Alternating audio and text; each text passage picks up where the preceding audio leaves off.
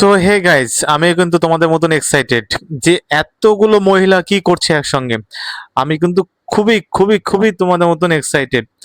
তবে অনেকক্ষণ থাকার পরে বুঝতে পারলাম যে এখানে লক্ষ্মী প্রতিমা বিসর্জনের একটা আয়োজন করা হয়েছে।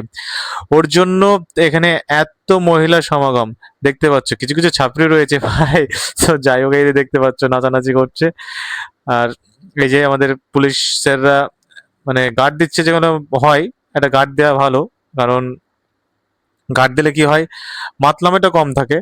তো এইদিকে কি আর মানা যায়? এই যে দেখতে পাচ্ছ ছেলেদের ছেলেদের নাচ দেখলে মনে হবে যে যে না, এই যে এই ভাই 300 কান্ডি খেয়ে মনে হচ্ছে যে নেশা ফুল পুরো ফুল গ্যারান্টি করে ফেলেছে।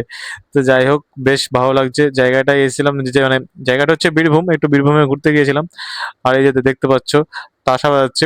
এটা কিন্তু আমাদের পাশের নদিয়া পলাশীপাড়ার তাসা। এখান থেকে কিন্তু আমাদের পলাশীপাড়া থেকে যাচ্ছে বীরভূম, তার মানে বুঝতে পারছো কতটা ফেমাস হয়ে গেছে জায়গাটা।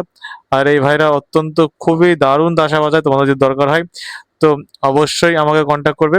আমি কিন্তু ওদের নাম্বারটা স্ক্রিনে দেওয়ার চেষ্টা করছি।